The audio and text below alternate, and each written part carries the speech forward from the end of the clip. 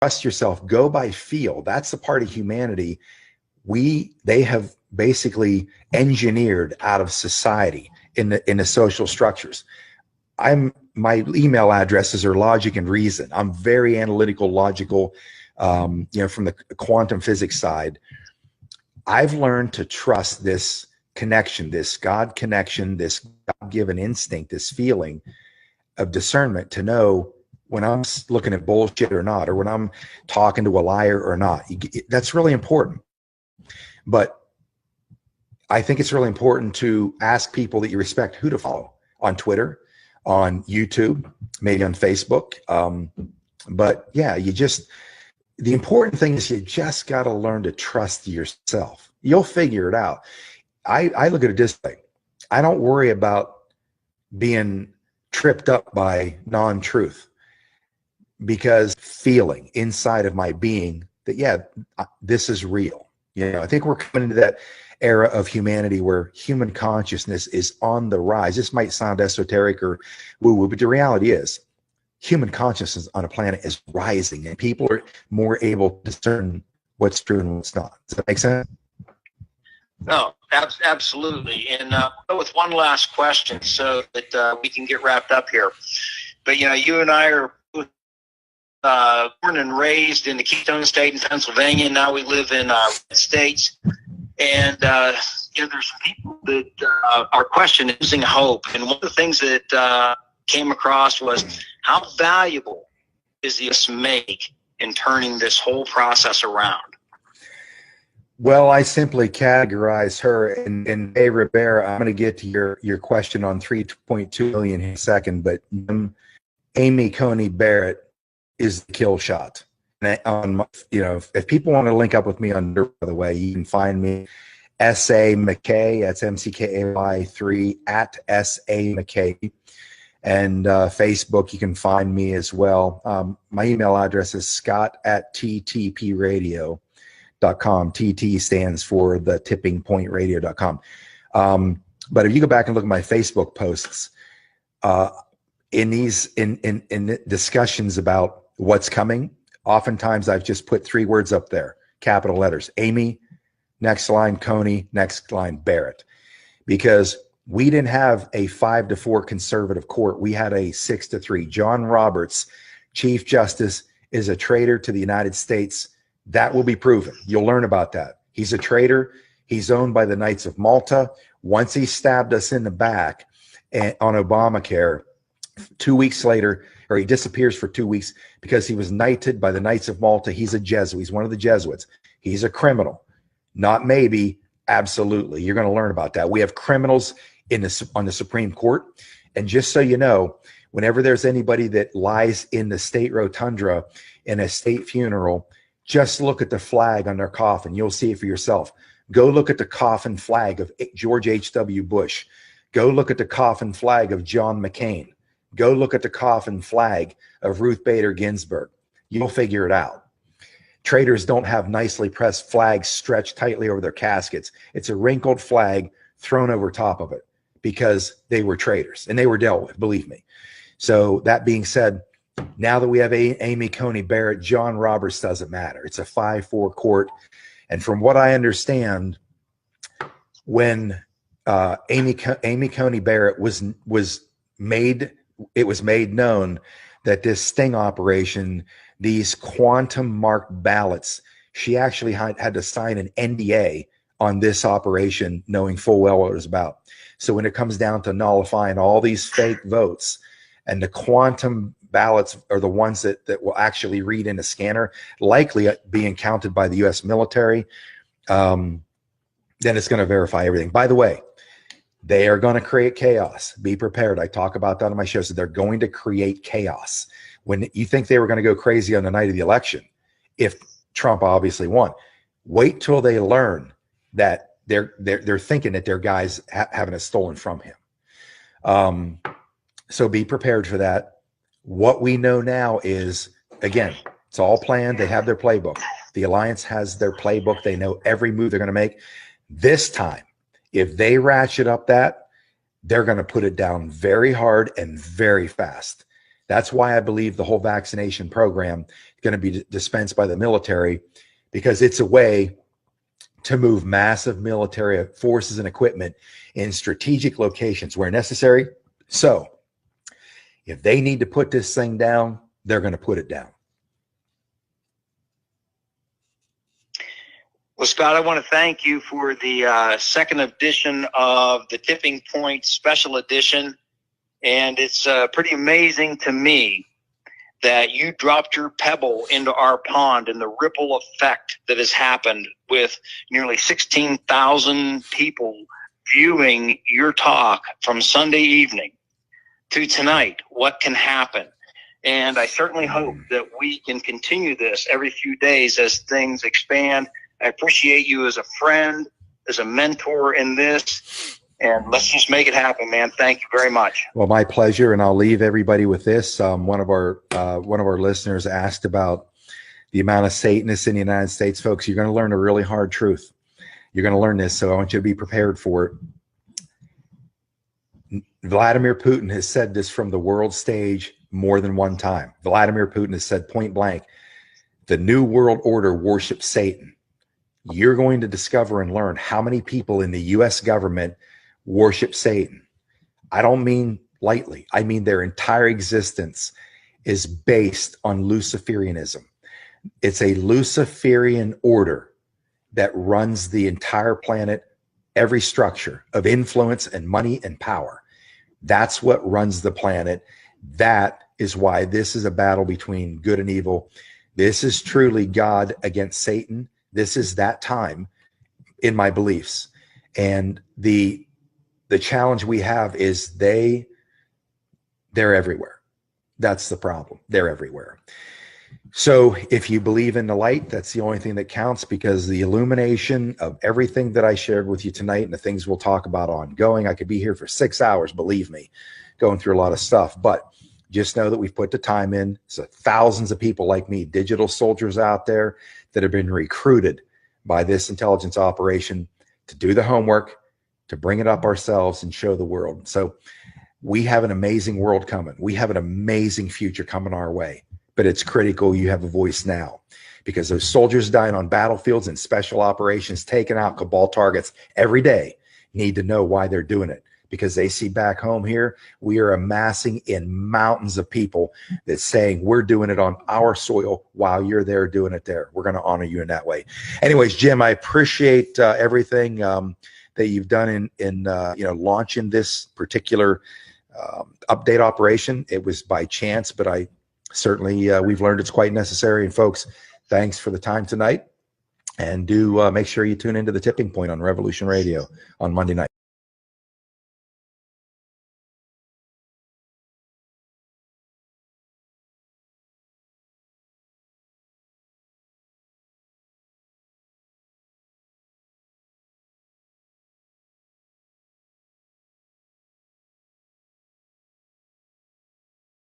Good morning. It's Paula Blades. It's Thursday, January 7th. Lots going on this morning. The crime has been committed. They certified the election. They are all guilty of treason. It has begun this morning. Tweets are out. Pence's chief of staff has been denied entry into the White House. I'll just let you scroll down and read these. The fraud was certified. Lynn Wood's Twitter account was suspended last night. He says it's a time for us. Have to stay up and watch the conclusion. Greatest attempt at the theft in history. Greatest attempt at theft in history. Now it's a completed crime. Many traitors will be arrested and jailed over the next several days. Donald Trump will serve 4 more years. Okay. This here is confirmed. Short tells me he's not allowed back on the White House grounds. He's blaming me for advice to the VP. So Short is Vice President Pence's chief of staff. And here it is, certified before D-class. They had to certify the election before the D-class could begin. Trump had to allow them to complete their treasonous crimes last night by voting to certify the election, even though they knew it was stolen and they were all part of it. Now Trump can finally act because the crime has been completed. And who was it that reported on Pence? It was Timothy. I'm going to play this for the end, and I'm just going to let it play out. Tim reads the letter. This is what Lynn Wood posted on his Twitter account before it was suspended. This is the exact same thing that I was suspended for on my Twitter account. So we're gonna play this. This is that, like, it starts at 42 minutes into the interview. I'll post the links. God bless. The title of the article is Memo Warns Attorney General Jeff Sessions of VP Pence and Florida Attorney General Pam Bondi after Minnesota court rules on international child trafficking evidence. This is the title of the article, okay? The letter is dated December 20th, 2017. So all eyes are on the White House, watching and expecting their acknowledgement and rapid action for our children. Today, you'll hear familiar names that have been in the news that we mentioned before: Kaylee Anthony, Haley Cummings, John Benet Ramsey, etc. So, Tim, one more thing before you read your letter. I know there's someone you mentioned before. It was a lady. You're not allowed to mention her name. So in your letter, which I've read, you've used asterisks to blank it out.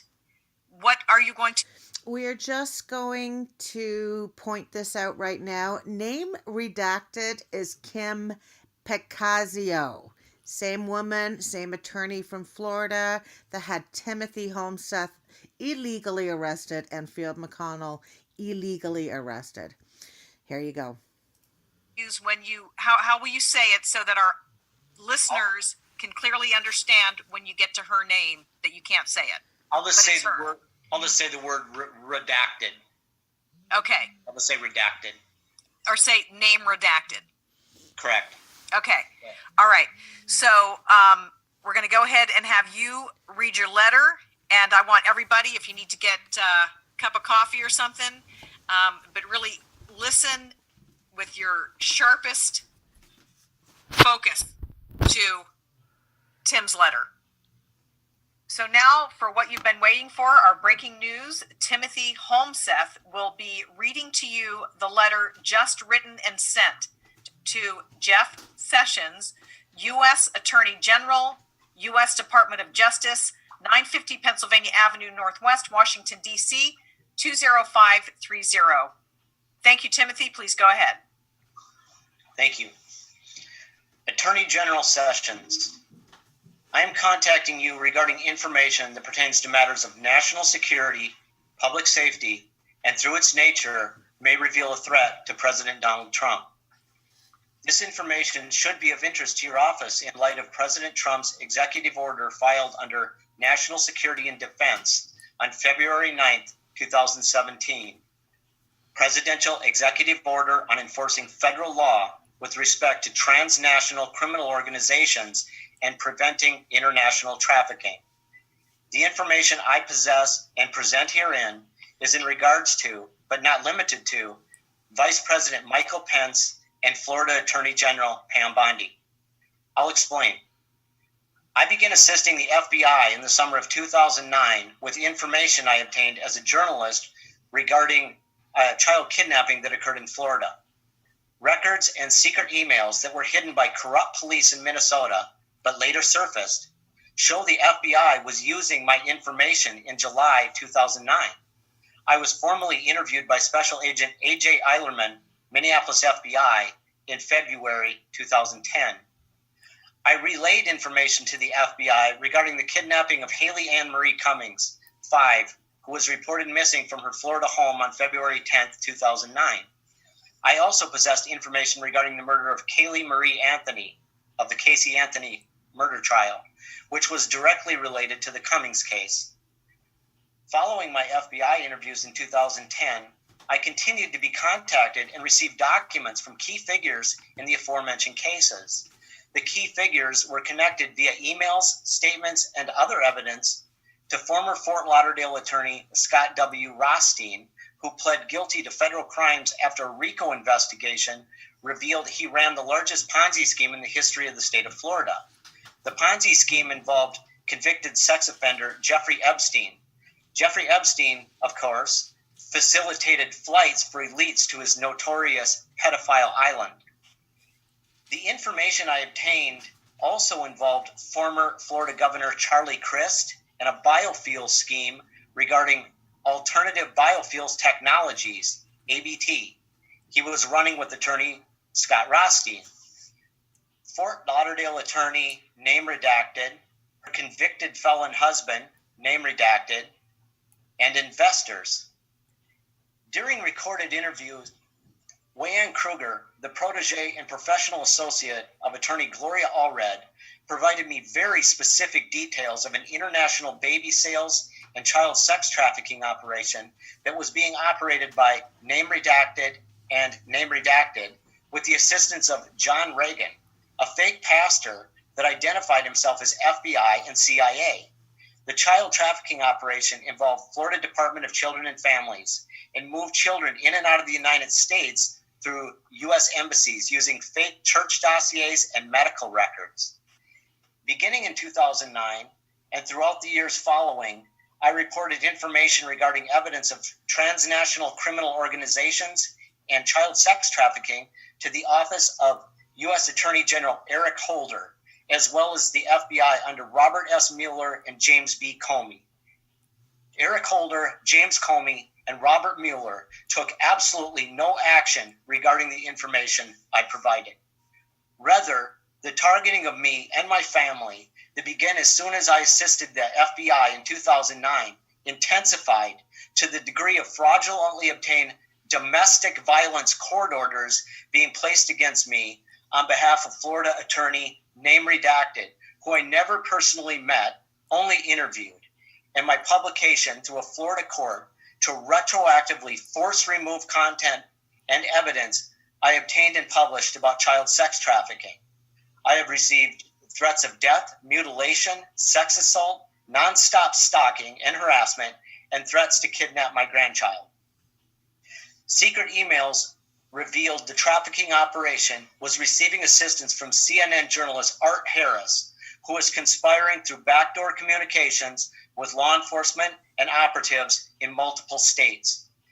On December 13, 2017, Minnesota Assistant Chief Judge Tamara Yan of the 9th Minnesota District granted my motion to vacate, which I filed on July 24, 2017, under court file number 60FA13468, after presenting the court with new evidence that was not available at the time of trial.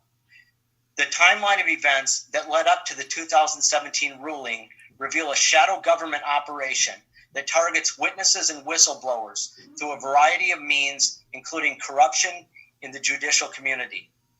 After my book about the Haley Cummings kidnapping case was released in 2011, the Minnesota Family Court was improperly utilized to terrorize me and my children via false claims regarding my young son in what was essentially a best interest of the child extortion scheme intended to discredit me and coerce me into silence about information I obtained regarding child trafficking. In 2013, the Minnesota court accepted and relied upon testimony from a shadow government operative employed by state of Minnesota, guardian ad litem Matthew Petrovich, who admitted he had been communicating with, name redacted. The court ordered me not to say the name of name redacted or Haley Cummings in the presence of my child. I was then required to see my son under supervision for approximately a year, although no service provider, doctor, therapist, social worker, teacher, or any other licensed professional ever documented a single concern about me, recorded, or even mentioned my son talking about Haley Cummings or name redacted. The basis for the supervision was essentially my investigative journalism was upsetting somebody, in essence, child traffickers, and those persons were not going to stop pursuing me until I stopped covering the story. In 2017, I was able to expose the entire operation. I'll explain. My 218-page motion to vacate an affidavit with exhibits was not filed until July 24, 2017, because evidence I acquired as a journalist regarding CIA and FBI international child trafficking, child pornography, and fake adoptions have been effectively destroyed by the East Grand Forks Police Department and Minnesota Pine to Prairie Gang and Drug Task Force after they violently raided my home office wearing bulletproof vests, whereupon they seized my computer and disabled the hard drive that contained the evidence. I was eventually able to resurrect the information regarding the CIA, FBI trafficking, and fake adoptions using backups I located and an old computer tower that my parents gave me. The police broke mine. I then spent hours and hours searching the critical evidence because the backups were not cataloged. The introduction of my July 24, 2017 motion reads, petitioner brings this motion to vacate because new evidence that was not available at the time of trial shows adverse parties within Minnesota law enforcement and the larger interstate judicial community criminally and civilly conspired with agents of a private corporation that received support from the U.S. military to strategically create life-threatening conflict in the life of parties' minor child, redacted, Homeseth. Conflict that would be used to justify court actions against plaintiffs' constitutional rights for the illegal purpose of protecting the criminal enterprise of child sex trafficking and child pornography. The 218-page motion and affidavit with exhibits that I filed on July 24, 2017 detailed the organized criminal activities of a child trafficking apparatus that identified itself to me as, quote, the deep state, during threatening voice changer calls, warning I remove all my websites from the web. The caller would unabashedly use the telephone numbers of high-profile government leaders and organizations, including, but not limited to, Trump Organization, Mar-a-Lago Resort, Doral Resort, Clinton Global, Turner Enterprises, Republican National Committee, State of New Jersey, State of Florida, and most recently, the White House. In one of the many voice changer calls, I was warned to never again publish the names, quote, Pam Bondi or, quote, Marco Rubio. I submitted to the Minnesota court irrefutable exhibits that demonstrated an Indiana corporation called Specialized Investigative Consultants Incorporated was actively conspiring with shadow government operatives in Minnesota, Florida, and the U.S. Air Force to violate my constitutional rights for the purpose of protecting members of transnational trafficking operations. In an order dated December 13, 2017, Honorable Jan stated, Mr. Homeseth has presented a significant amount of evidence regarding his investigations. Both parties and this court acknowledge and agree that any order in this case which may prohibit or restrict Mr. Homeseth from conducting said investigations are vacated. Vice President Michael Pence. The sheer magnitude and nature of the incriminating evidence I possess regarding Specialized Investigative Consultants Incorporated is so utterly profound and disturbing, it almost shocks the conscience. It defies reality that former Indiana Governor Michael Pence could not have known what was occurring in his state of Indiana. I filed a formal complaint against Tina Church, President, Specialized Investigative Consultants Incorporated, to the state of Indiana, and no action was taken. She then continued operations against my family. I also reported Tina Church to the East Grand Forks Police Department in Minnesota and Mishawaka Police Department in Indiana after she claimed she was impersonated by another person on a false police report she made to the police, claiming I had Haley Cummings in my home. No action was taken by either state. The following are only a few facts. Wayanne Kruger suggested she had Tina Church on video with the family of missing child Haley Cummings shortly after the child vanished. Tina Church warned me that I have no idea who I'm messing with. Tina Church is a documented associate of attorney name redacted, who Wayanne Kruger named as an international child trafficker for the CIA. Tina Church told me during a recorded call that her son is a lieutenant colonel in the United States Air Force who can walk across the street to the U.S. Department of Justice and obtain records anytime he wants. Tina Church told me during a recorded call that she works for federal judges. Tina Church told a witness in the Haley Cummings kidnapping case that she was involved in the, quote, John Benet Ramsey case. Tina Church told me during a recorded call that she was in undocumented communications with the police in Minnesota regarding me. She said the police were calling her off the record to discuss me and my, quote, obsession with Haley Cummings, which was shadow government code speak regarding the fact I had uncovered their child trafficking and kiddie porn operation.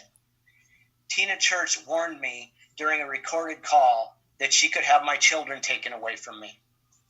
Tina Church warned me during a recorded call that she telephoned and talked to Honorable Tamara Yan about my court case, which she later admitted in another telephone call that she did not do.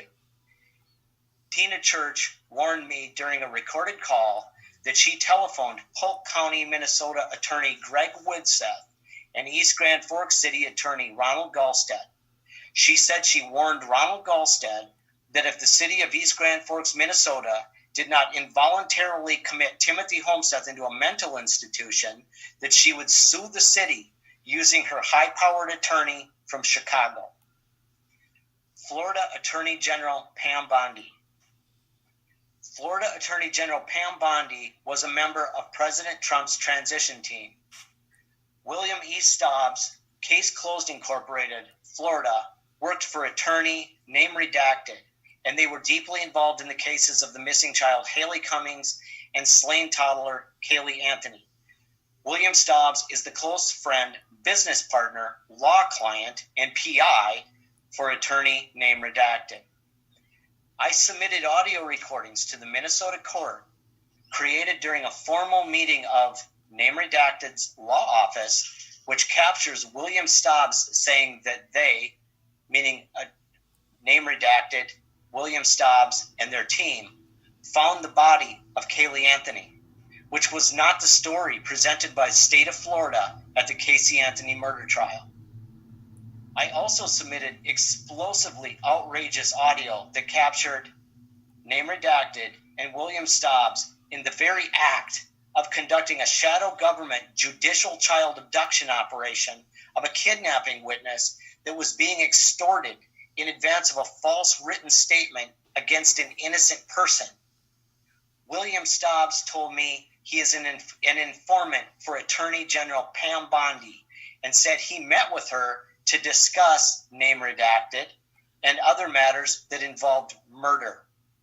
I have submitted countless complaints and exhibits to Florida Attorney General Pam Bondi and Florida Department of Law Enforcement regarding all of the aforementioned crimes against children, and no action has ever been taken. I have set forth the facts regarding the CIA, FBI baby sales, and child sex trafficking operation in statements made under oath to the United States District Court in both Florida and Minnesota. Our government is actively harvesting children and babies for sale to wealthy elites for the purpose of sex, torture, cannibalism, and ritual sacrifice. Conclusion. President Donald Trump would be well advised to proceed with an abundance of caution regarding any trust he might place in Michael Pence and/or Pam Bondi. An abundance of evidence shows both Michael Pence and Pam Bondi are in willful and obnoxious defiance of President Trump's executive order issued on February 9, 2017, Presidential Executive Order on enforcing federal law with respect to transnational criminal organizations and preventing international trafficking. Very respectfully yours, Timothy Charles Homeseth. Timothy, thank you so much for all that you've done and sending this letter to our Attorney General. Well done. Well done. Say thank you for a right to know, for even allowing me to come on here and read that. What an honor.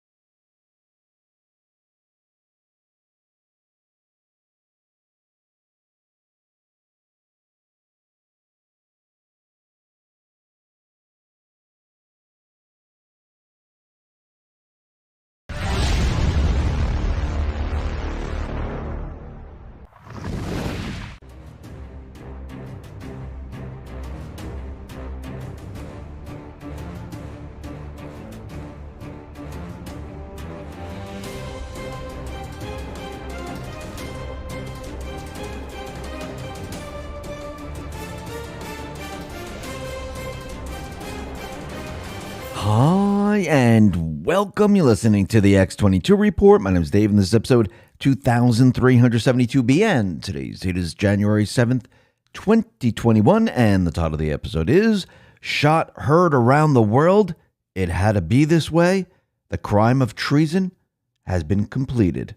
Let's talk about your health. An estimated 188 million Americans are setting New Year's resolutions for 2021. The top resolution revolve around health. For example, in 2020, the most popular resolution was to exercise more, with 50% of those surveyed, along with eating healthier at 43%. The top resolution among baby boomers was to lose weight, with 53%. If you have resolutions related to your health this year, listen up. Do yourself a favor and order Keto with X22.com. It's my personal favorite keto supplement because it makes it easier to control my weight like nothing else. Seriously, give it a try and you'll be impressed with the results. Go to Keto with X22.com. That's Keto with X22.com and get the best keto diet powder for 51% off today. And if you're not completely satisfied, they have a 60-day money-back guarantee. That is Keto with X22.com, or click the link in the description. Let's get into the economic collapse, political and geopolitical news.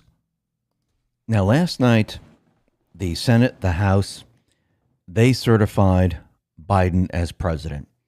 Yes, Pence did not have the courage to do what was right, to follow the Constitution.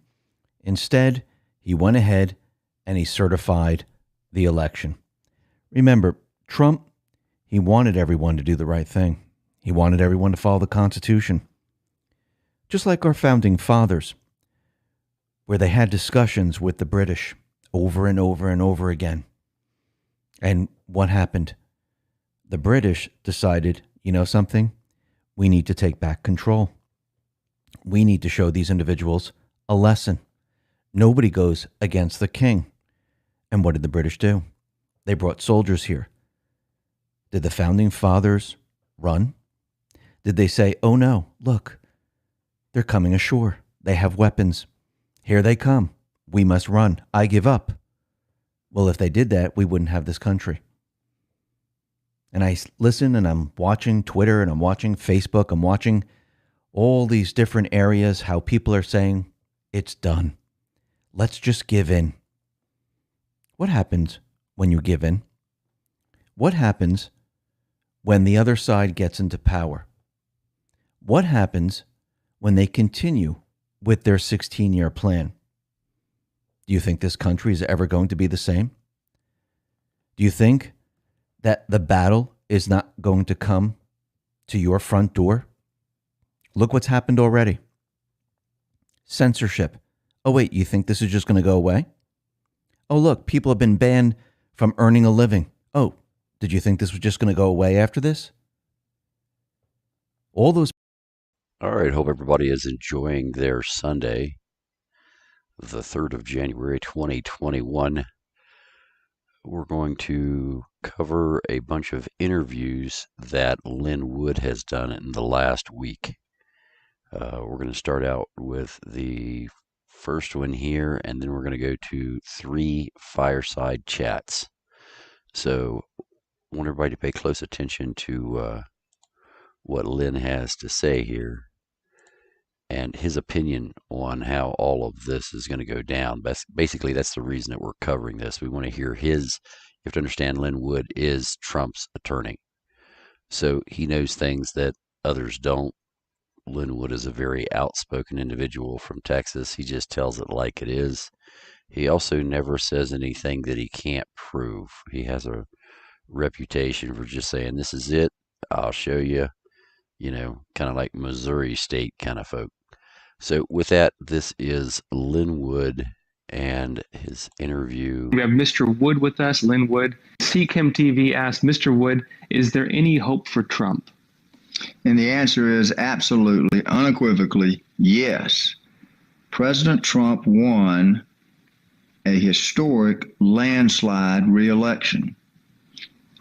And Biden and the people that are trying to take over our country tried to steal it. There is a mountain of evidence, affidavits sworn, authenticated videos, expert analysis. It's overwhelming to the point of being conclusive. They clearly tried to steal this election. President Trump won, I think, over 80 million popular votes. I've seen significant information that would suggest strongly that he won 410 electoral votes. And the people know it.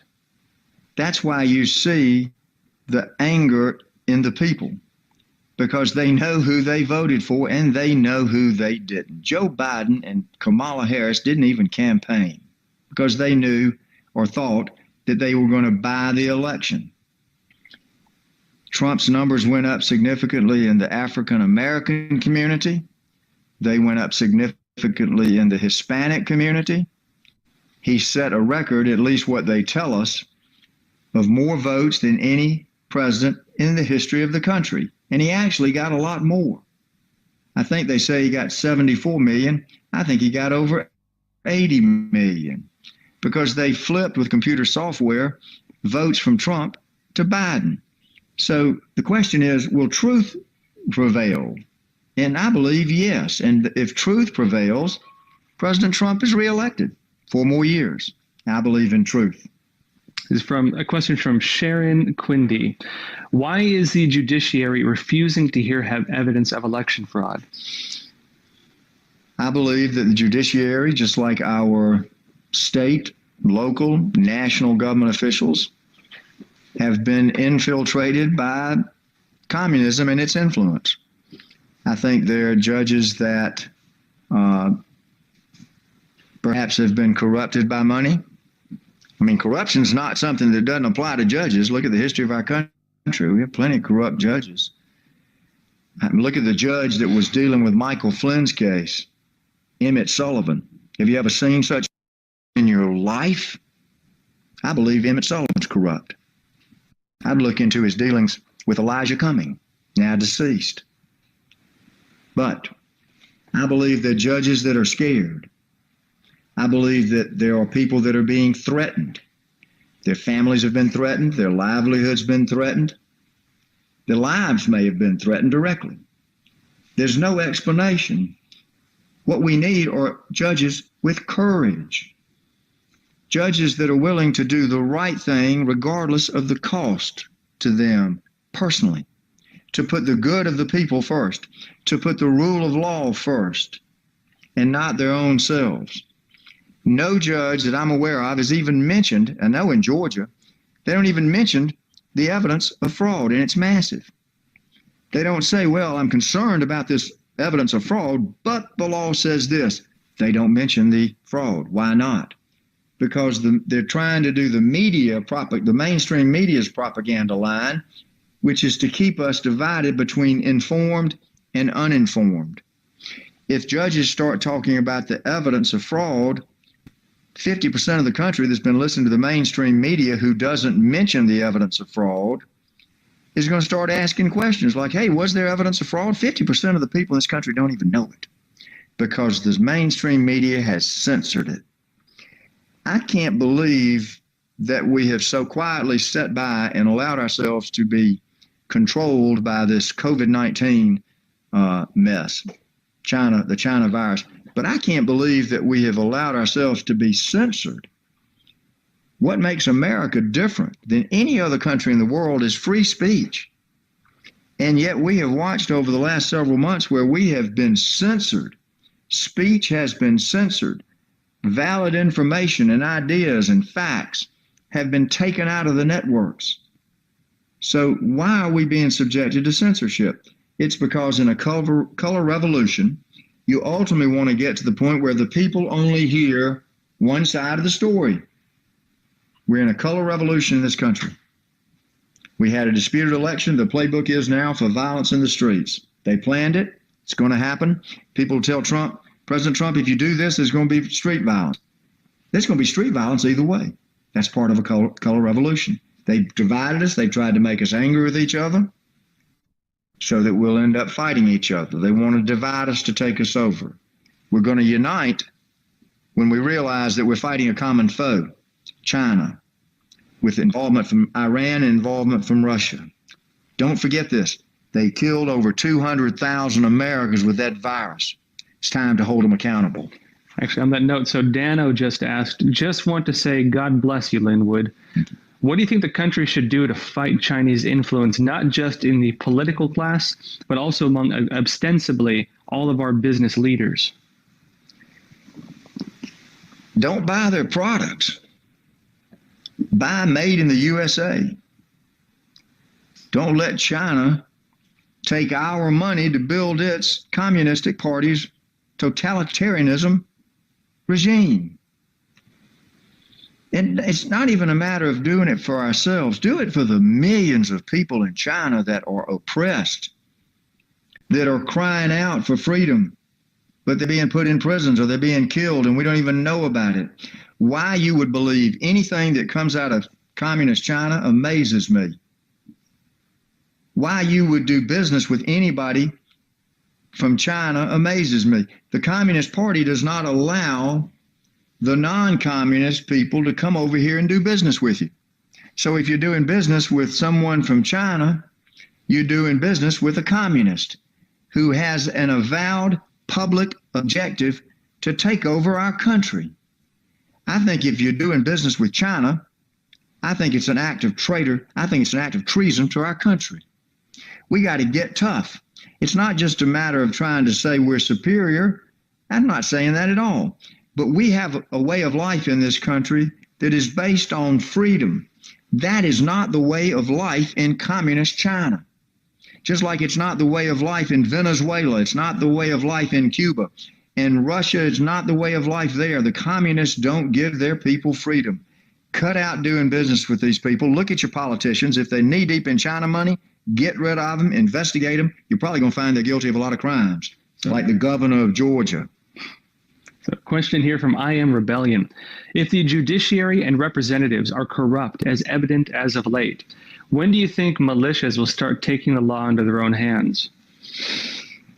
Listen, I don't want to. Freedom of speech does not allow you to utter false speech that harms someone. There's no value in false speech. Freedom of speech also has one other restriction, and that is you should not incite violence. So I'm not willing to say things that people could interpret that would be an incitement to violence. But let's talk about history, and maybe we can answer the question that way. Let's go back to 1776.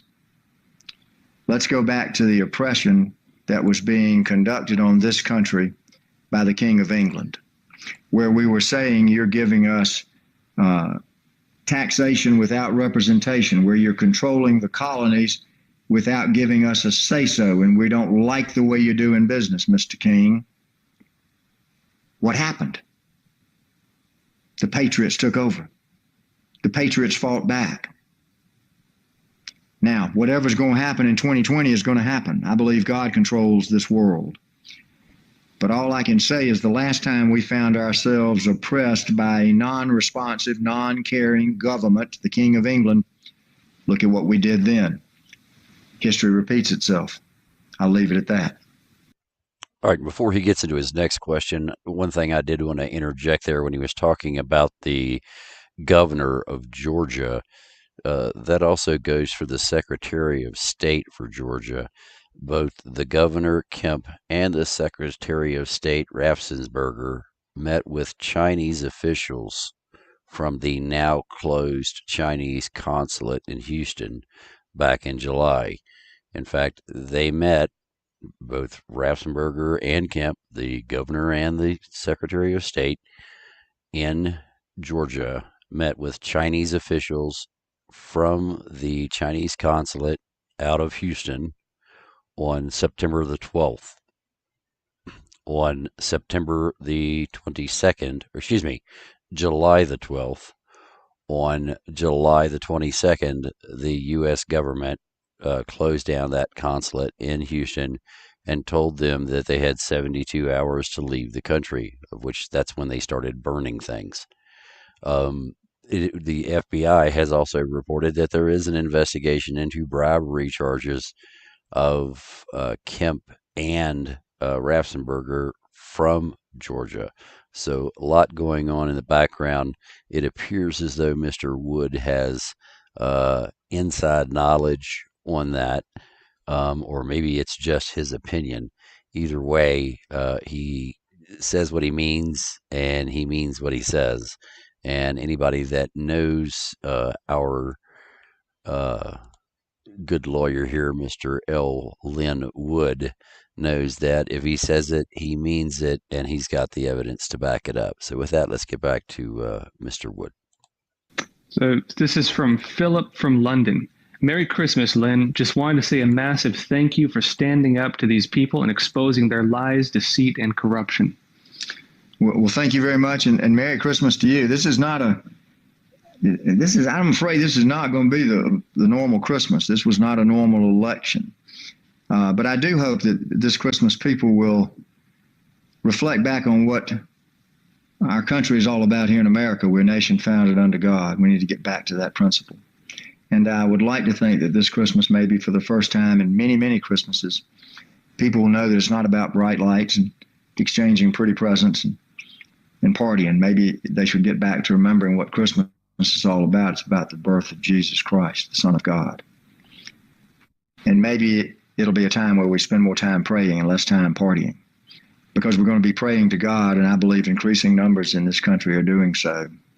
We're praying for God to save us. And in the end, only God can save us. I believe, from a spiritual standpoint, we're in the second harvest. I think God's going to show us over the next several weeks that he's real again. And I believe our country is going to go back to where it started, a nation under God. And our lives are going to be simpler. We're going to care more about each other and less about money and fame and fortune. So this is a special Christmas, I believe, in this world.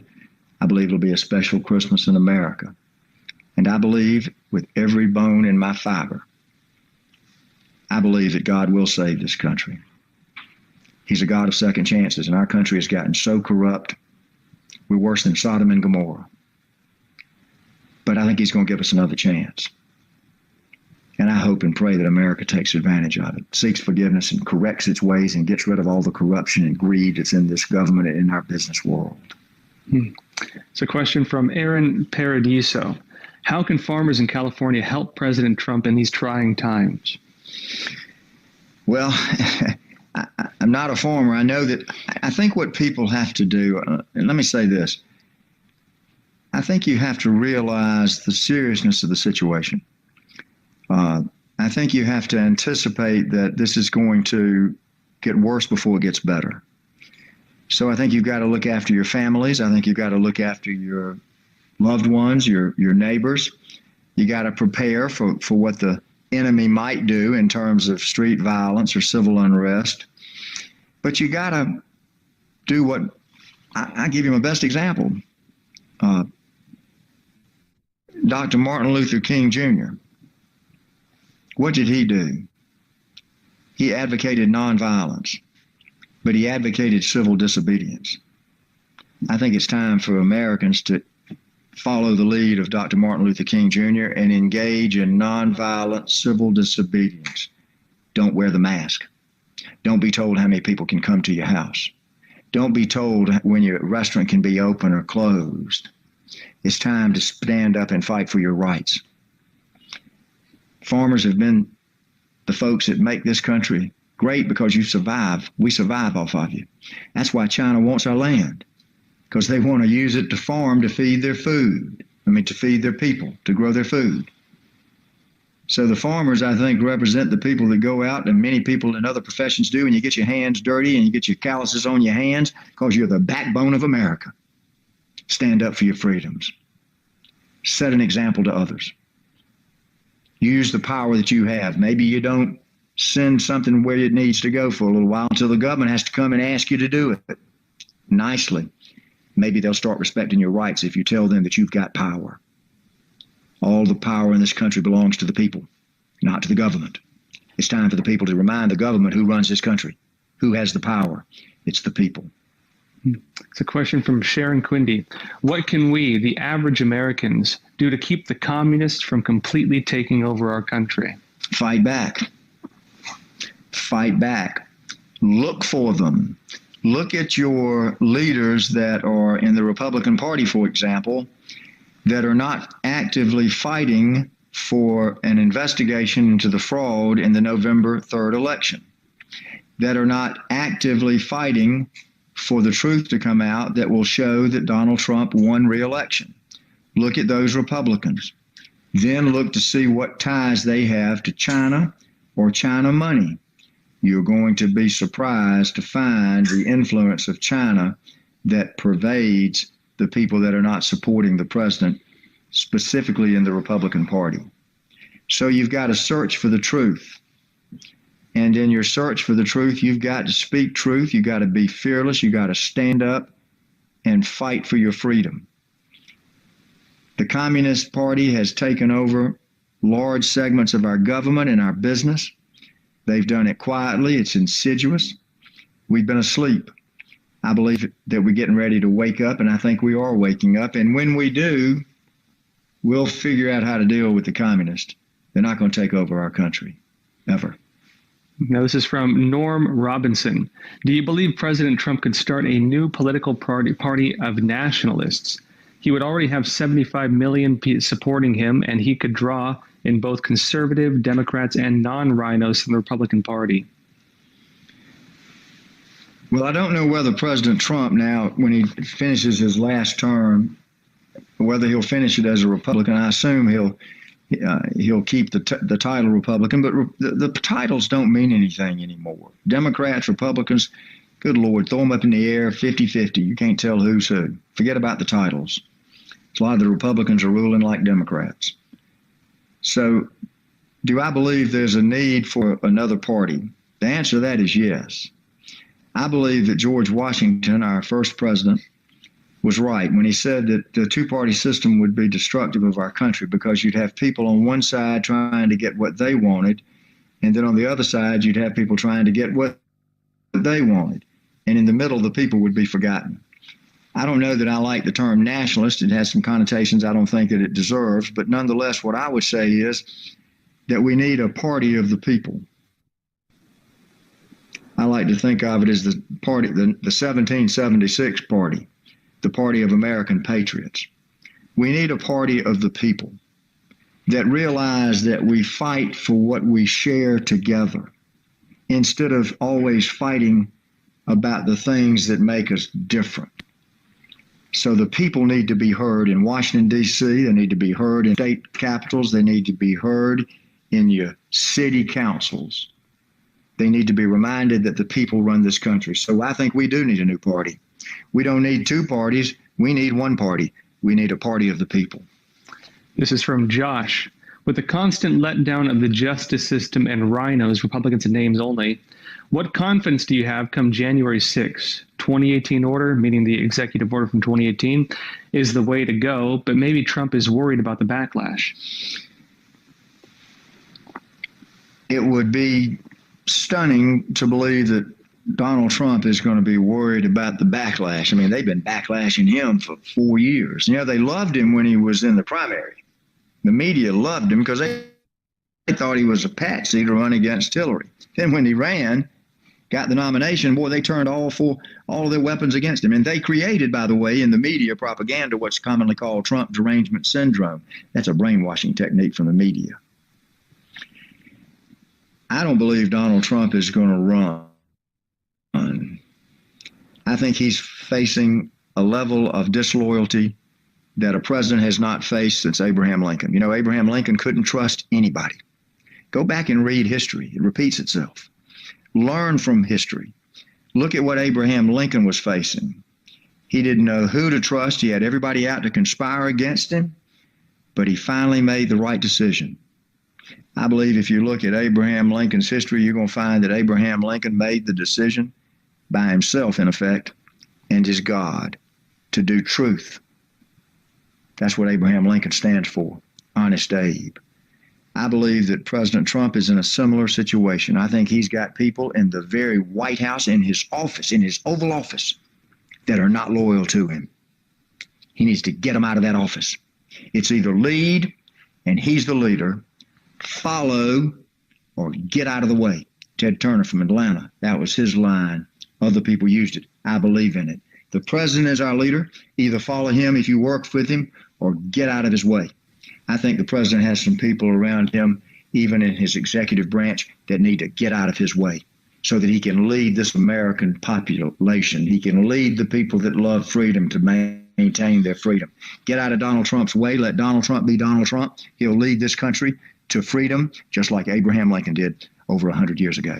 It's a question from Bill Bones. Do you think that the president's ultimate trump card is martial law if all else fails? I hope so before the legal transition takes place with everything we have discovered about the Bidens. The Bidens are corrupt. It's the Biden crime family. Before that, it was the Obama crime family. Before that, it was the Clinton crime family. And before that, it was even the Bush crime family, 41 and 43. They're all deep state. It's shocking to hear somebody say that.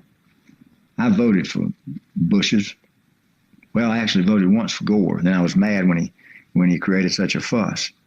But now I understand why he did and why he had the right to. Not because he was right about Florida, but because our country has to test the integrity of our election process. And that's all we're doing now. It's all we're asking to do now is give us an opportunity to find out the truth and to tell us, was it an honest election? If it was, we'll live with it. Trump will move on and then Biden will become president. God help the country if that ever happened. But if it wasn't honest, then let's recognize that President Trump was reelected and let him fulfill the will of the people that voted for him for the next 4 years. So I lost my train of thought, but your question was... The first part was, do you think that the president's ultimate trump card is martial law if all else fails? Well, I think Trump will trump them all. I don't know if it's martial law. He's got so many trump cards that have not been played for some reason. That would shed a lot of light and truth to the country about what's been going on in our corrupt society. He's got clearly the executive order on foreign interference in a national election, and we know that occurred now. We know that China attacked our country. We know that others interfered, and a lot of Americans conspired with them. They ought to all go to jail. They're traitors. I think he's got the fundamental power of the presidency. He swears under oath to preserve and protect and faithfully execute the laws of our country. He has a duty to do that. He can't walk away from it, just like Abraham Lincoln didn't walk away from it. He's also got the option of martial law. It's been used 68 times. Lincoln had to do it to save the country. Maybe President Trump will have to do it. But it can be done on a limited basis. I've advocated the idea, whether you call it martial law or acting under the authority of the presidency as commander-in-chief, go into these 7 states, seize the machines, have them tested, have the paper ballots tested. In a matter of days, our military could do it, and we trust our military, and we'd have the answer. Did Trump win? Yeah, he did. But the other side doesn't want you to take those machines and test them or look at those ballots and test them because they know they cheated. Cheaters never ultimately win, and winners never cheat. Donald Trump didn't cheat. He won this election by a massive landslide victory, and I just believe the will of the people. We the people voted for him, and we the people will make sure that he stays in office for 4 more years. This is from John S. Mr. Wood, what can be done with the ATF making changes to regulations? It appears the ATF, being a non-legislative body, is creating and interpreting. Well, and I've heard some of the things about some potential changes they're talking about, but the ATF, I don't have the specific information, but I know this, and ATF's just like these other government bodies. What's happened, and when we talk about the deep state, I think I tend not to point out the obvious. There's an entrenched bureaucracy in Washington, D.C. They don't answer to the voters. They're people that get appointed to their positions, many of them. You can't take them out when you want to. One president can't come in and clean house. He's stuck with this bureaucracy that exists. We've become a country ruled more by administrative rules and regulations than we have legislation. What's the last piece of legislation that Congress passed? Or better yet, name two things that Congress has done in the last 10 years or 20 years. We've been governed by, from the president's perspective, executive order. And more than that, we've been governed by administrative rules and regulations. We got to cut that nonsense out because these bureaucrats aren't responsible to anybody except themselves and their own agendas. ATF doesn't have any right to tell us what we can and can't do. That's done by the people, and we let the government tell us what they are allowed to do. We restrict government. So when this type of thing occurs and you start seeing people telling you, you got to take a vaccine and you got to stay at your house and you can't have this type of weapon, you got to draw a line. Are you going to live free or are you going to live under tyranny? I think the bureaucratic system in this country points you very strongly toward tyranny. It's got to be changed. It's got to be eradicated. It's from Kiwi Green. If someone was designated a special counsel to investigate election integrity, would they then be able to confiscate and audit the voting machines? Yes. And they'd probably be able to use the power of subpoena to put some of these people under oath. I've always found that a good, thorough, and sifting cross-examination is a great way to elicit the truth. Confront them with the evidence. Confront them with the documented evidence. Watch them squirm. Point out their inconsistencies. Point out their contradictions. Watch them squirm. Cross-examination is designed to elicit truth, so I think an investigation by a special prosecutor or a special counsel would solve this problem, and it would solve it quickly. People love truth. You can't give people enough truth. The truth's being hidden from our country about this election. This is from Vince J. Will Justice Roberts be impeached? I don't know. I believe in my own heart of hearts that there's something wrong with Justice Roberts. And I won't speculate on it beyond what I know that I've documented about his bias against President Trump. But if he's got any honor, and if there's any truth to the things that are being questioned, then he ought to resign. There's a question here from Lynn G. How can Arizona not comply with the court-ordered subpoena? This is a case we are trying to fight. Well, you know, what's happening is the other side is trying to steal an election. They've clearly showed over the past several months in Portland and other places where they're perfectly willing to engage in lawlessness. People that are willing to engage in lawlessness, why would you expect them to obey the law? Justice Alito ordered the people in Pennsylvania to segregate out the votes, put in one pile in effect the votes that were on or before Election Day, which is the only day that you're allowed to vote, and separate out the votes that were cast after the Election Day. They didn't do it. They didn't follow an order from the Supreme Court of the United States. So the fact they don't want to obey a subpoena, the fact that they have given up on the rule of law in some of our cities, that's the kind of government you're about to get into if you allow these people to successfully steal your election. You're going to lawlessness, which then means what happens? The government comes in, and under the guise of controlling lawlessness, they end up controlling every one of you. So we've got to get back to the rule of law. We don't have to invent new laws. Our fundamental law arises out of God's law, the United States Constitution. It needs to be enforced. It doesn't need to be made part of a judge's efforts to legislate. We need to go back to the fundamentals of what that Constitution says and what the Founding Fathers intended it to say.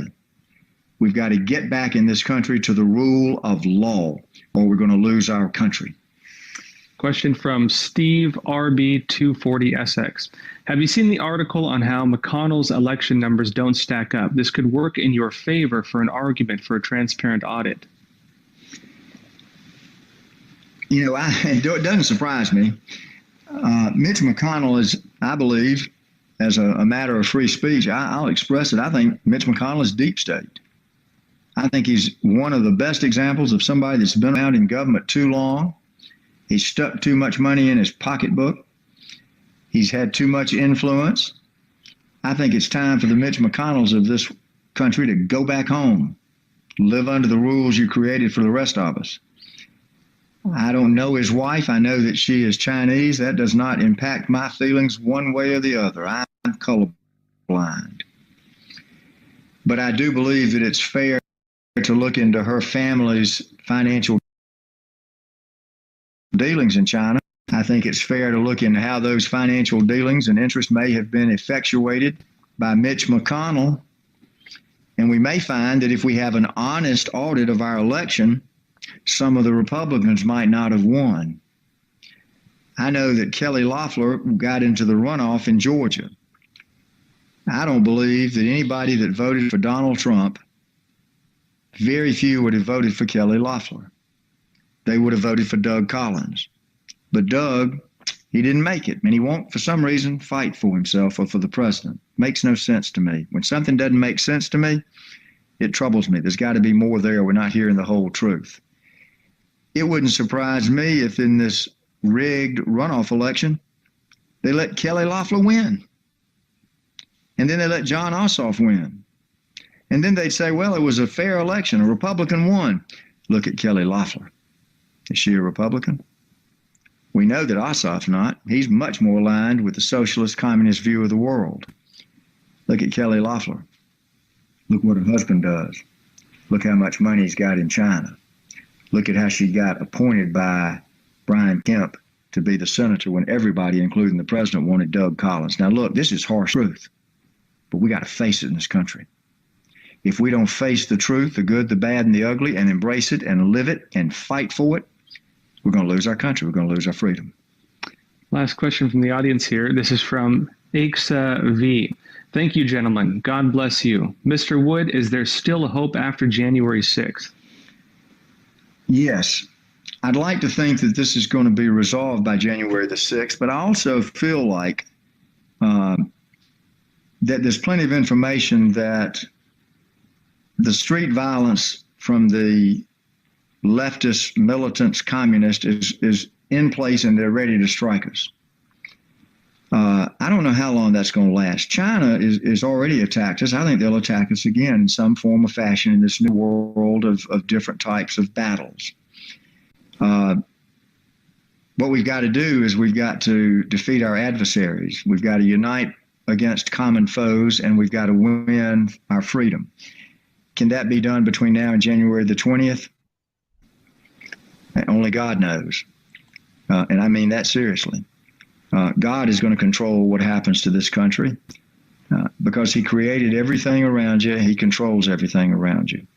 So we're in God's hands, and I believe, as a matter of faith, that God is going to save our country and give us another opportunity to enjoy our freedoms until the time comes when he's decided it's time to destroy this world.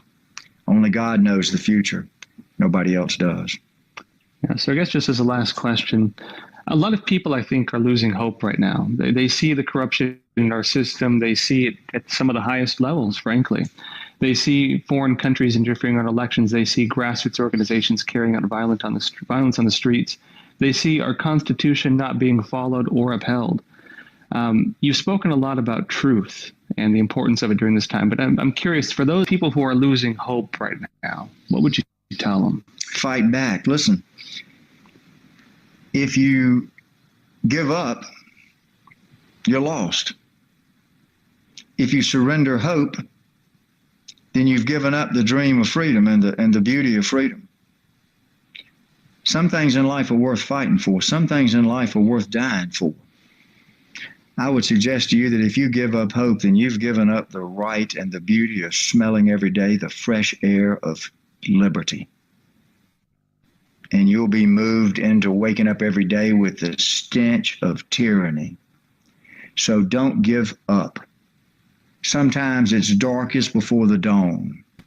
Sometimes it's when you think you're going to lose it all that you decide to fight back to save it all. If you give up hope, you've given up on America. If you give up hope, you've given up on freedom. If you give up on hope, you've given up on the generations of your family that will follow. Don't give up hope. Find confidence. Be inspired. Fight for freedom. Look at what your ancestors did. Study 1776. If they had given up hope, we would still be living under tyranny. They did not give up hope, and we're free. Don't give up hope, and this country will remain free. It is your duty as an American. Hey, thank you, Mr. Wood. Thank you very much, Josh. Thank you, sir. God bless. Evil prevails when good men do nothing. All right, there's 180, well, it did say 183, now 181 of you in here, only 66 likes. So if you like the content, like what we're doing here, like how we're spending our Sunday afternoon, go ahead and hit that like button. Also, share and subscribe, as well as hit that notification button so as that you get the notifications when we bring out this breaking news. Now, what we're going to do now is we're going to head over to another interview that Mr. Wood did. We've got 3 of them lined up here. Actually, 4 interviews all together. Now, these are the next 3 are fireside chats, and so we're going to get that one kicked off now. So, thanks for being here. Hope you're having a great day.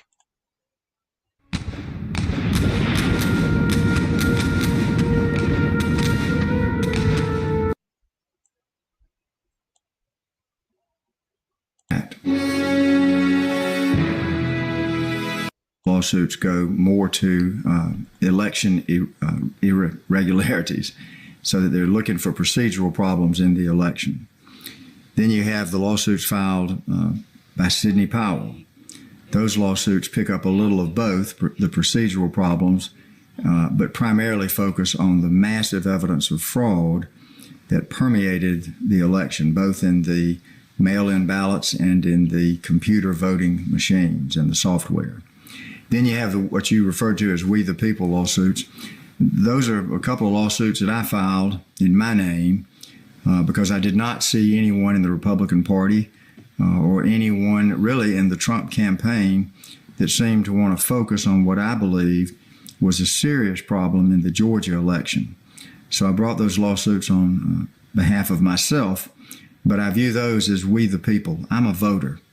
I voted in person on October 21st, early voting for the Georgia election of November the 3rd. I represent all the voters that voted. I want my vote to be counted. I want my vote to be honest. I want to have participated in a legitimate, valid election. I don't believe that happened. There's overwhelming evidence that it did not. And so I brought 2 lawsuits now, one with respect to the general election, one recently with respect to the runoff in the senatorial campaign. Because I believe we the people cherish our vote. Without it, we don't govern ourselves. That would not be America. Now, a lot of people are wondering, the January 6th deadline's coming up very soon. What happens? I mean, if it goes past January 6th, what happens? Well, someone asked me some time ago, Josh, who was going to decide this.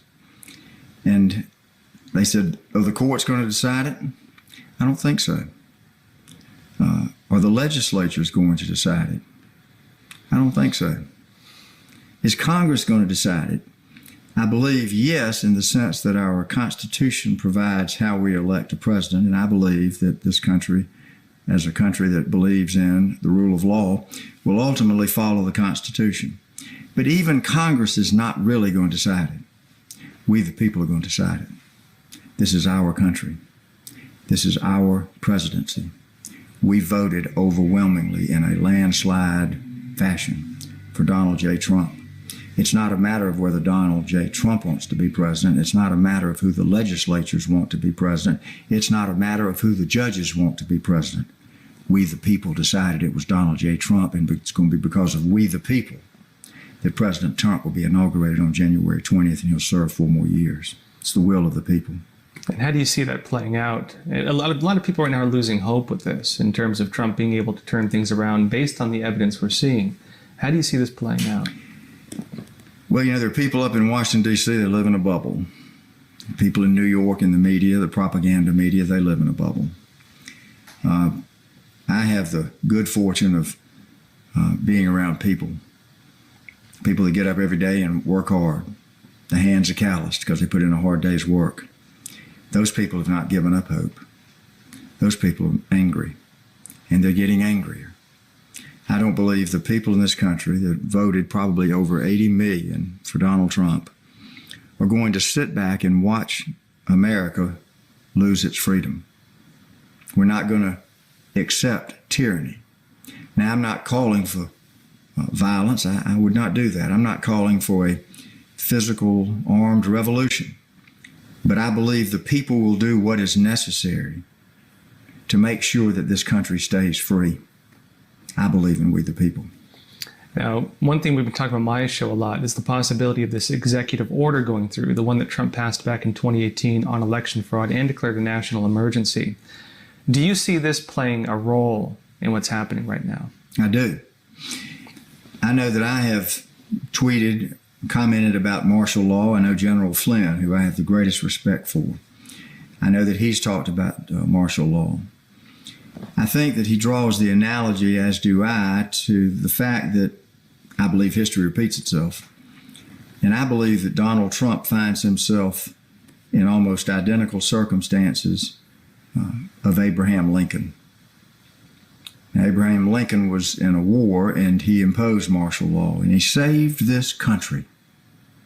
It was an extraordinary act by an extraordinary man under extraordinary circumstances. I believe Donald Trump is, from a historical perspective, in the shoes right now of Abraham Lincoln. Whether you call it martial law, or whether you call it the executive order, or whether you call it simply the power of the executive office of the presidency, President Trump has the legal authority to uphold his oath of office, to make sure that the laws of this country are faithfully executed. That's his duty. That's what the people elected him to do. So I believe that whether it's the executive order or martial law or simply the defense of our country and the preservation of our democracy, I believe Donald Trump has the full legal authority to do what's necessary. I believe he needs to seize the voting machines and the paper ballots in the 7 swing states. Let's find out what happened. The people are not going to accept an election result until they know that it is honest. What do the Democrats have to hide? He who has nothing to hide hides nothing. Why do they fight us at every turn to have the machines forensically examined? Why do they refuse to simply turn over to us the mail-in ballots, to have them examined, to see if they were in fact folded in an envelope as they're required to be in Georgia, to see if those bubble dots that they filled in were filled in by ink or filled in by a computer? We could resolve the question of the legitimacy of this election within a matter of a few short days, but it's taken weeks. Why? Because at every turn, we have been met with legal firepower from the Democratic Party. Perkins Coie, that's the Hillary Clinton law firm, Mark Elias, they planned what they were going to do. So they are well staffed up, well lawyered up, and the judges, I'm afraid, so far have not had the courage to address the facts of this case. Not one judge has looked at the merits of the mountain of evidence presented to the courts about the election fraud. We're not talking about an affidavit or two. We're talking about thousands, tens of thousands of affidavits. We're talking about authenticated videos of fraud. Why has no court looked at it? I believe that the Communist Party has infiltrated this country. I think they've done it over the course of the last 2 or 3 decades, just like they've said they would, just the way communism works. I believe that we have been infiltrated by ideology, by corruption, Chinese money. Take a look at Georgia. It's overflowing in our state government with people connected to Chinese money, or even by blackmail. These are the tactics of the Communist Party in China. So they are, in effect, I believe, almost in control of people that are running our country. I believe the President of the United States is struggling to find out who in his own staff he can trust. But I believe the old adage of Ted Turner, lead, follow, or get out of the way. So I would, if the president asked me for advice, and he hasn't, but if he did, I'd give it to him. I'd tell him to look over at his staff and say, you're not the leaders, I'm the leader. Follow me or get out of the way. I believe this is the moment in time where this country will either continue to be a democracy or we will become under the rule of tyranny. People think, well, Wood, you're crazy. No, I'm not. I've looked at what's been going on in this country for the past year, and it doesn't make any sense. The only thing that explains it, that makes perfect sense, is we have been, over the last year, seeing the overt acts of Communist China to take over our country, starting with COVID-19. Is it a flu? Yep. Upper respiratory flu? Yes. Difficult to deal with if you have pre-existing conditions? Yes. But if you are in good shape, young, middle-aged, even a little older, but if you're in good shape, you don't have any pre-existing conditions, it's a flu. Why have they put masks on almost half or more of our country? Why have they taken away our rights about who we can associate with and assemble with? Why have they told our businesses when we can open and when we can close? That's not America. That's tyranny. They're trying to control the people. They're trying to divide our country. United we stand, divided we fall. They started dividing us with COVID. Who's afraid? Who's not? Who's listening to the medical doctors? Who's believing the government? Last time I checked, the CDC and the FDA didn't practice medicine, but we've been brainwashed. People have stopped thinking for themselves, and they've simply let themselves buy the media line. The media in this country, the mainstream media, I've said it before, I'll say it again. If it's my dying breath, I'll take it to my grave. The media in this country is a liar. They are propaganda tools of the Communist Party and the globalists who want to take over our country and take away our freedom. Now, maybe there's a lot of people in government that don't seem worried about that. Maybe they think the new administration or the communists are going to be good to them, keep giving them the money. They're fools. Look at what happened to the people in China. Look at the millions and millions of people that are oppressed. Look at the people in Venezuela. Look at the people in Russia. Communism may sound like a good idea when it's called socialism, and you think, oh, you can sit back and the government will give you what you need. The government will control your every step in your life. People have forgotten to look at history. People have forgotten to think for themselves. They need to turn off the TV. They need to get into legitimate history books. They need to look at legitimate news organizations like the Epoch Times, now OAN, to some extent, I believe, Newsmax. The channel you're watching now. They need to do their own research. Good example. When COVID-19 came out, what did we hear? A brave doctor that I represent, Simone Gold, frontline doctors. They had a press conference in Washington, D.C. I believe it was on the steps of the Supreme Court. And they told you hydroxychloroquine will treat this. It's been used for malaria for decades. It's inexpensive. I think it's like $20. You take 200 milligrams a day with 50 milligrams of zinc. If you've got it, you take an antibiotic called a Z-Pack. You'll be well in 3 or 4 days. What happened to Dr. Gold? She was censored. Everything about hydroxychloroquine got taken down off the internet. Social media censored her and the other doctors. Why?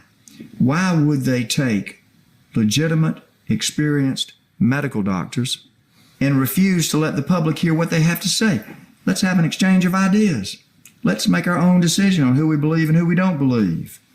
But they wanted to only give you one side, that there was no acceptable remedy for COVID-19, so they could rush through the emergency work on a vaccine. Well, now we got the vaccines, don't we? Pfizer's got one. Bill Gates, Moderna, don't ever take that. I wouldn't touch anything Bill Gates was around, and I wouldn't touch it if he was within missile range of it. Look at what he wants in the world, depopulation. But we've got Moderna and we've got Pfizer. And then what do we learn from the FDA? Hydroxychloroquine works. Now they come out and they say, take hydroxychloroquine. When did that change? Truth doesn't change. Truth is incontrovertible. Why did it change? Hydroxychloroquine doesn't work. We censor it. Hydroxychloroquine works. This country's being played. I've said it for months. I think what they've done is they've set up this COVID to divide us. Then they came in with these riots, social unrest, based on the fact that our country is systemically racist. Nonsense. No thinking, objective American believes that the United States of America has a systemic racial problem. We used to, but we dealt with that in the civil rights movement. Are there still some bad apples? Of course, there's a bad apple in every bunch. But they tried to divide us based on race. Then they tried to divide us based on whether we were going to respect law enforcement or not. Then they tried to divide us in an election. That is a classic color revolution. Contested election, followed by violence in the streets. They'll further divide us. I think the setup now is that they want the public to believe that Donald Trump is going to somehow take over the government because he lost. Errant nonsense. But that's been the media's story for the last several weeks. I've watched it. When the media tells you that Trump's doing something, that's what the other side is doing. It's the other side that's essentially trying to take over this country with an illegitimate, false, stolen election.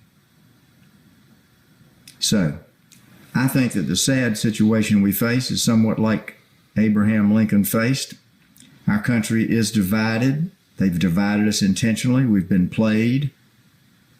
And so in order for our country to survive as a democratic republic, this country's got to unite. And remember that we're all different, but we're more alike than we are different. And the one thing that Americans have, if they are Americans, that they all share together is a love of freedom, a love of liberty, to love a life where you can get up in the mornings and as long as you obey the reasonable laws, you can live your life the way you choose to live it. You can seize the opportunities this country provides to better your life, or you can decide that you want your life the way it is. It's freedom of choice. It's freedom of action. It's freedom to go where you want to go. It's freedom to have the number of people in your house you want to have. It's a freedom to worship the God of your choice. Freedom of religion. And the freedom to speak. We are unlike any other country in the world. We have freedom of speech. You take away our freedom of speech, and you begin to undercut the fundamental foundation of this country.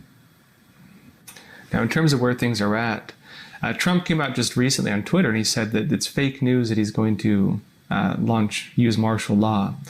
General Flynn was talking about, for example, that Trump should use limited martial law. You have now the vote, of course, with the dueling electors going to be decided by Senate, House, and Pence. And it seems that the Republicans they're not giving any signal they're going to vote on overturning the election, despite the evidence they're saying. Trump's options are becoming very limited. And so how do you think this is going to play out in terms of what we, the people, can do with this?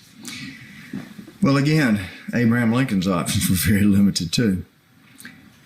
But he rose to the occasion and he saved this country. I think Donald Trump will rise to the occasion and save this country. He's going to do it against a lot of people objecting to it and arguing with him. I had a good friend of mine today and looked over and said it's like analysis by paralysis or paralysis analysis. It's time to act. The people are ready. I believe that there may be some pushback to the term martial law. It doesn't have to be martial law. You can get the same thing done under the executive order of September 2018. You can get the same thing done under the powers of the presidency to preserve, protect, and defend the Constitution and the laws of our country, to execute them faithfully.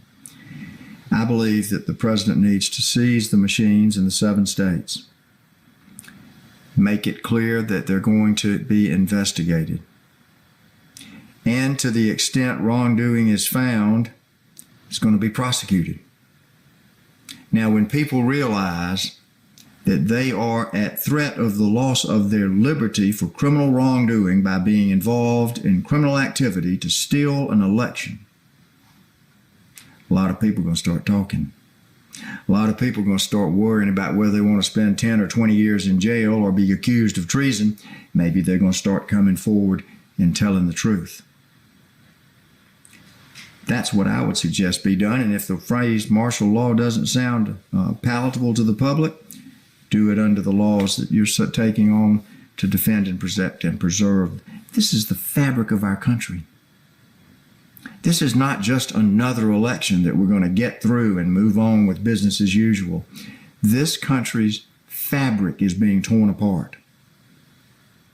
That document, the Constitution, has survived us and served us, and it's going to have to survive if we're going to survive with our freedoms intact. So we got to stop tearing apart the fabric of our country. We've got to put it back together. We've got to stand firm, and the president's got to take bold action. If he doesn't, then he might as well turn the keys to the White House and the country over to the communists. This is our moment. If he takes the action that he, I believe, should take to defend freedom, the people will support him. They will rally behind him. There are people in this country, just like there were in 1776, that will give up their lives, they will give up their fortunes, they will give up their sacred honor for freedom and liberty. For themselves, but for the generations after them, for their children and their grandchildren. That spirit in America still exists in 2020. The president needs to feel it. He needs to go out like he's done before and listen to the people. He'll feel their energy. He'll feel their passion. He'll feel their love for freedom. That's what's going to survive. That's never going to be taken away. So I believe that that message of we the people will get through to the people in Congress. I think there's as many people in the Republican Party